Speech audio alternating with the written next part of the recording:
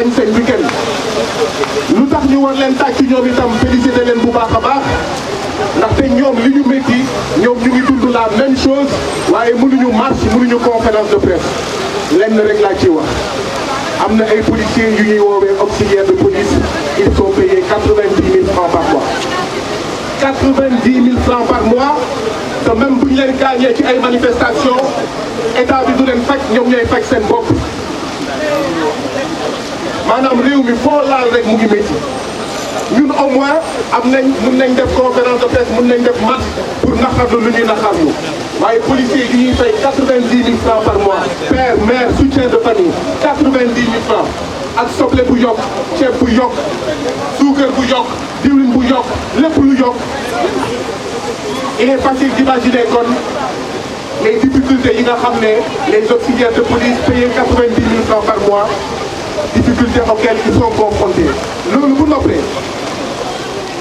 félicité ñi nga xam ne ñëw nañ tey ndaxte ñi ñëw tey ay jàmbaar lañu ce sont des conditions extrêmement difficiles ndaxte xam nañ ne Dakar bu tawee dem bi ak dikk bi jafe na paasu taxi cher na gis taxi sax wala gis Ndiaga Ndiaye wala gis li nga xam ne mooy car rapide sax métti na donc ñi ñëw tey ils sont à féliciter félicitations et bravo à vous mais dañ ko def pour ñun dañ ko def pour suñuy mbokk dañ ko def pour suñuy dëkkandoor ndaxte jamono jii ñuy wax malade yi doon fajoo hôpital Aristide Le Dantec ñu ngi nekk ci njàqare ñu ngi nekk ci métit ñu ngi nekk ci jafe-jafe rawatina ñi nga xam ne dañoo am feebaru cancer ñëpp xam nañ ne la seule radiothérapie le seul appareil de radiothérapie boo xam ne mun nañ ne jag na ci Sénégal mooy bu nekk hôpital Aristide Le Dantec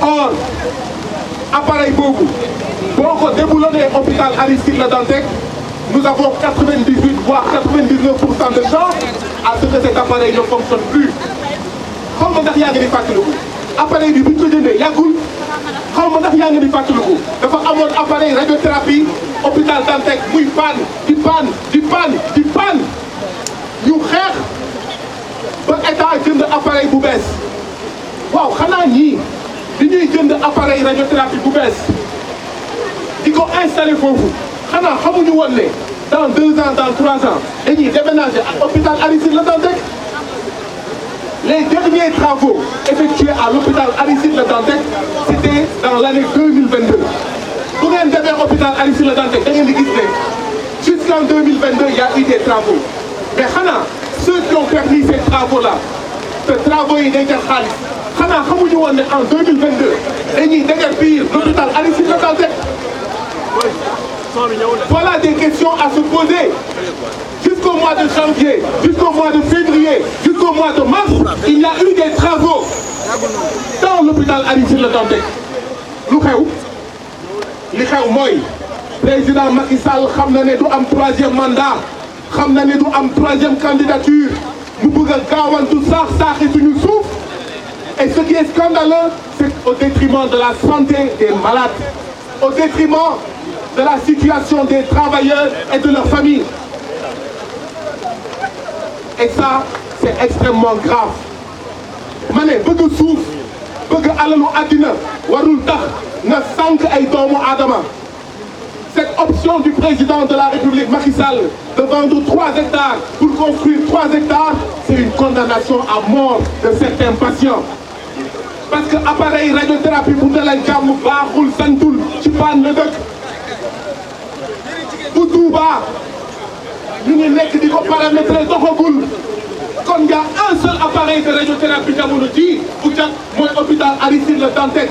Le déboulonner, c'est perdre de l'argent, c'est condamner à mort des patients. lii mooy wax ci beneen bi mooy mais il y a des travailleurs yoo xam ne ce sont pas des fonctionnaires du état moo leen di fay du ministère de la santé moo leen di fay du programme moo leen di fay hôpital Dantec moo leen di fay kon en fermant l'hôpital Aristide Le Dantec ces travailleurs là prestataires de l'hôpital Aristide Le Dantec contractuels de l'hôpital Aristide Le Dantec kenn du leen fay à la prochaine fin de mois. Et donc, on est en train de plonger ces travailleurs et leurs familles dans un stress. jamono ji nga xam ne saaku soble mu ngi jar 50 000 francs dans certaines parties de ce pays nga bëgg a jeter à la rue déguerpir des travailleurs sans leur assurer qu'ils vont percevoir les prochains mois leur salaire. Oui, les syndicats de la santé encore debout de l'hôpital Aristide Le Dantec ont raison de se battre. ndaxte bi ñu rencontré le ministre de la santé daf leen ne dinañ xool comment on va payer les travailleurs mais loolu du dëgg du yoon. même les autres travailleurs yi nga xam ne nekkuñu contractuels nekkuñu prestataires de l'hôpital mais seen indemnité seen motivation bi nga xam ne hôpital moo leen ko doon jox et qui leur permettait d'arrondir leur fin de mois, de tenir dans ce Sénégal où la vie coûte cher, extrêmement cher. Rien que le loyer prend plus de la moitié de votre salaire. Mais même ces travailleurs-là, que vont-ils devenir? Sakama les prestataires de l'hôpital Aristide Le Dantec, sakama les contractuels de l'hôpital Aristide Le Dantec. Xam ngeen li am mooy président Macky Sall suufu aéroport mu sàcc, suufu forêt classée de Mbao mu sàcc, suufu Tobène mu sàcc, suufu fu nekk ci Sénégal ñu sàcc, suufu Almer sax ñu sàcc, suufu hôpital Aristide Le Dantec ñu bëgg a sàcc. ci lay daanelee mooy li daam wax laay waxaat. mètre carré hôpital Aristide Le Dantec jarul 1 million ba ñu naan 30 milliards. mètre carré hôpital Aristide Le Dantec mu ngi jar 2,5 millions. boo ko multiplié par 30 000 hectares ça fait 75 milliards. ñu déclaré 30 milliards ana 45 milliards yi. président Macky Sall moo ko bëgg a def fuuf moom ak njabootam moom ak i xaritam mais dafa doy. loolu la ñu wax ne du dëgg du yoon. fii lañ doon wax am na ay weer ci ginnaaw Aliou Sall suñu 400 000 mais président Macky Sall suñu 45 milliards suñu 45 milliards. donc la lutte va continuer. Il faudra qu'on évalue cette manifestation. Il faudra que nous massifions dem seeti les autres acteurs jusqu'à ce que le président Macky Sall recule et Inch'Allah il va reculer. La lutte continue, seule la lutte libère. Merci beaucoup. Merci beaucoup.